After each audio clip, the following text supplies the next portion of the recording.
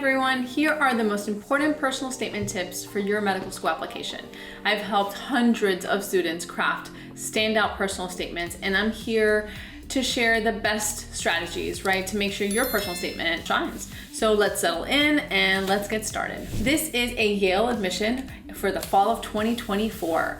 I absolutely loved connecting with the student. He did incredible service abroad, research, clinical experiences, and he kind of like was coming to get guidance on how to bring it all together. Sometimes we want to kind of like add so many different facets of our journey. How do you synthesize the information so that it's woven together into a compelling narrative? And so your personal statement is one of the few places where you can showcase who you are beyond the numbers, right? Beyond GPA, MCAT score. And it's your chance to tell the committee why you're pursuing medicine in the most kind of compelling way possible. And so why you're a good fit for the field as well, right? So let's make every character and word count. Okay, let's get started. So tip 1, start with a strong, compelling story. A lot of people call it the hook. One of the biggest mistakes I see is when students start their personal statements with generic sentences like, I've always wanted to be a doctor, or medicine is my passion. Passion calling these types of big, sweeping, bold statements that anyone can lift and write in their personal statement, or almost anyone, too generic. To start, too generic for most of the essay. You wanna be very specific, very, very specific and curated to you, especially that opening line. So start with a compelling story, an emblematic story of the connection you have to medicine. So an example, in one of my recent videos, a student began their personal statement with this: the emergency room was filled with a sense of urgency, but to me, time stood still as I watched my grandmother struggle to breathe. The fear I felt in that moment was overpowering, but it also sparked a realization. This was where I belonged. Not as a bystander, but as someone who could step in and make a difference. So why does this work? This is emblematic of a bigger moment, right? These 3 sentences, very abbreviated 3 sentences that plunge you right into the action of it all, was basically 9 sentences first. So it's really kind of about cutting and pruning to get to the most image-driven kind of moment that is emblematic of who the student is or why they're coming to medicine.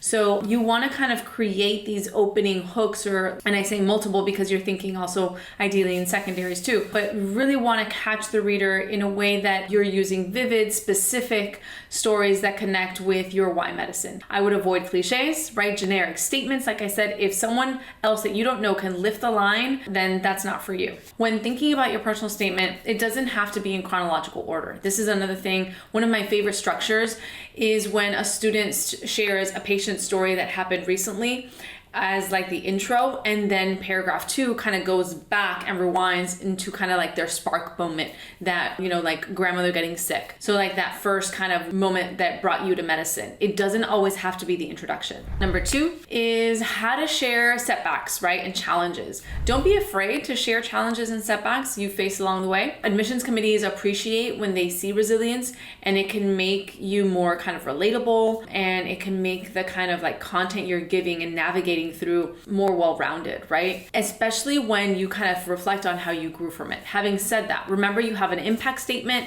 or you'll have opportunities in your secondary. So you really want to make sure that if you are sharing any red flags, if you're sharing any kind of like, bumps along the road that you're doing in your personal statement, that you're doing it within the context of resilience and growth. Maybe it's connected to a patient story. Maybe it's part of like, a larger theme for that paragraph, and it's just one part. I wouldn't dedicate a big chunk to kind of like failing an organic chemistry test or not doing well in a class, right? But the kind of the paragraph that I see a lot is, that you first failed the organic chemistry test, but you didn't want to give up your goal to medicine, so you joined study groups and you would go to office hours and you improved your study habits. This is important, but not really convinced that it has to be in your personal statement. So think about when and how you're going to reflect and detail setbacks or challenges. They could work in your personal statement, but if it is in a larger context as to advancing your why medicine. If not, it's part of your impact statement or it's part of a secondary. You'll definitely have those obstacle secondaries for sure. So really kind of think about anything that's like a lower grade, a failure, a setback. I would first consider whether or not this is going to be a better fit for my secondaries. And if it is integral to a patient's story or your spark moment or something personal that happened that will be in your personal statement, then you figure out how to bring it in and how abbreviated you wanted it there. So not a clear cut, it's like a sniff and see, but you want to make sure that yes, admitting and articulating a setback demonstrates resilience. You just don't want a big chunk of your real estate in your personal statement to be just about something that is not advancing your why medicine. So ultimately, if you faced obstacles, whether academic, personal, or financial, don't shy away from them. Show how you overcome these challenges and what you learned, but figure out where you do it, right? Reflection, self-reflection is a key trait for future physicians and for a compelling application. All right, so tip 3, use kind of active language, right? It's the show, don't tell. And I love that phrase, but it's one that everyone knows, but doesn't always know how to do. So don't tell the admissions committee that you're empathetic. Show them with you demonstrating empathy, right? So an example, a student once wrote, "I'm very empathetic toward patients and their families." And so again, this is a common statement in the sense that it doesn't really give us much kind of insight into how the student shows empathy, right? And so we can kind of rework it with something like, while volunteering at the hospice, they named the hospice, "I sat with an elderly woman named Mrs. Turner during her final days. She had no family nearby, so I became a constant presence by her bedside. We rarely spoke, but I held her hand as she told me stories about her childhood, and in those moments I realized that sometimes the most important thing we can do is offer not only medical care, but human connection." And so why this works. This is showing us that empathy, right? It's empathy in action. And so it's showing us the student is not just telling me, "Oh, I'm empathetic," but they're kind of giving us a concrete example as to how they connect with a patient, especially when a patient is not giving them anything back, right? So it's vivid, it's a powerful picture for the admissions committee. And so whether you want to claim curiosity, resilience, empathy, make sure that you are anchoring that in an example. So how? So what, right? You want to kind of answer those questions with the concept that you're using. Use action verbs, vivid details, moments that detail experiences in your life experiences so that you can really kind of show that nicely. Have you started on, any aspect of your application or your personal statement?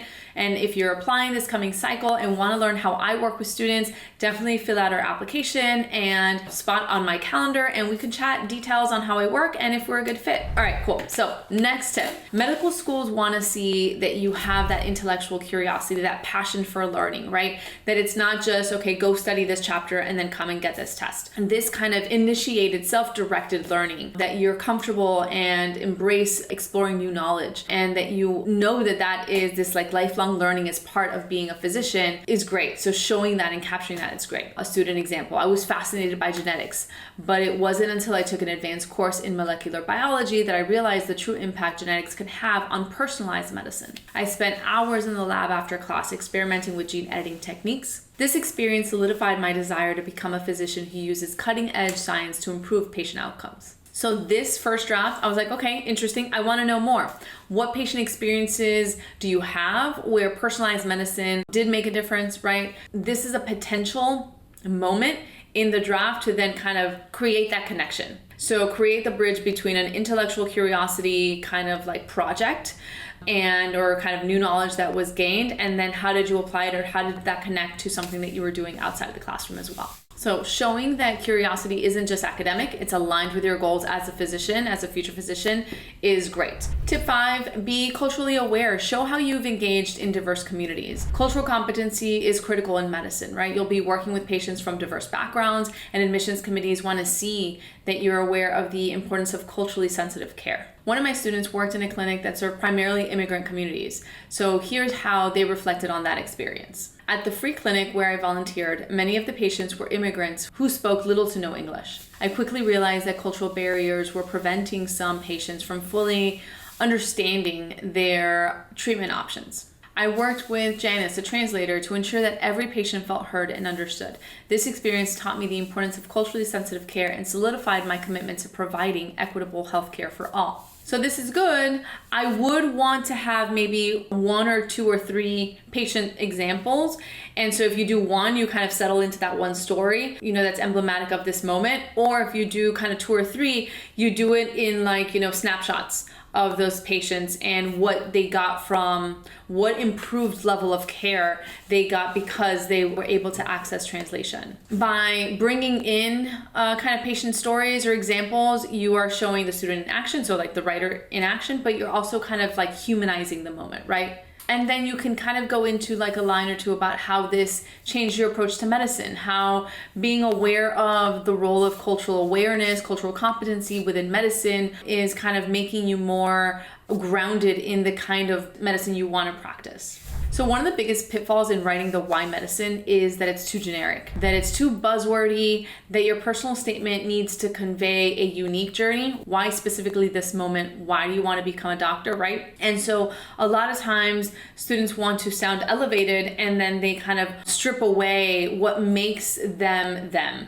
So you want to make sure that you are kind of, really not, or kind of quieting down the anxieties of what do they want to hear and really kind of focusing on what did this journey look like for me. And so students kind of, can go from an example. Growing up, I watched my mom navigate a chronic illness with little access to healthcare. I accompanied her to appointments where language barriers often left her confused and frustrated, and me silently sulking.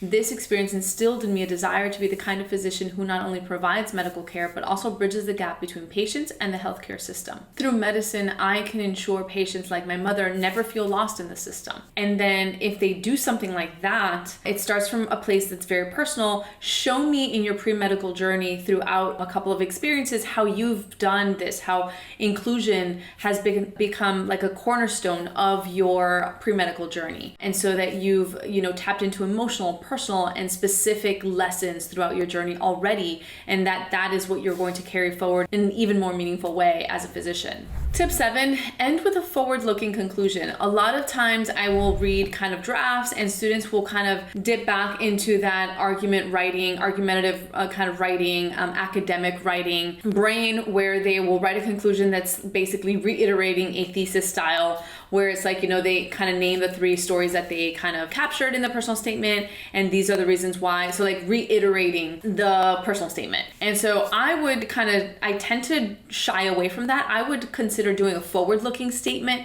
how your past experiences have prepared you for the challenges of medicine, of medical school specifically, and what kind of doctor you aspire to be. So take it a step forward, like look forward, and not so much this is what I have done. Say kind of like, because of these experiences, I now what lessons of resilience, compassion, intellectual curiosity, right, that these experiences have given you that you want to kind of take forward. Another way to kind of do a conclusion would be kind of to think about coming back to your emblematic beginning, right? So how did you start the introduction, and can you kind of come back to that story and really kind of talk about why that was such a, pivotal moment in your journey to medicine? So kind of give new knowledge to the story. Did you go back to that experience? Would you have done something different? Think about how you could end with new information without it being kind of repetitive and you're just like wasting that real estate. So to recap, if you want to learn how I work with students, sure, you schedule your call today. The link is in the description. Fill out your app and we'll go from there. I hope this was helpful for kind of just general tips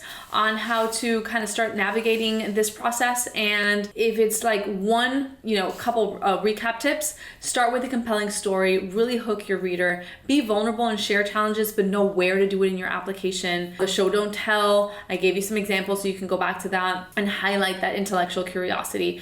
Reflect on cultural awareness, really kind of show you engaging in diverse communities and experiences and perspectives. If you do those things, as you are kind of narrating your journey, you are capturing a very well-rounded and compelling why medicine. I hope this was helpful. Give us a like and share this around, and I will see you soon. Thank you so much for watching. I appreciate you. Bye.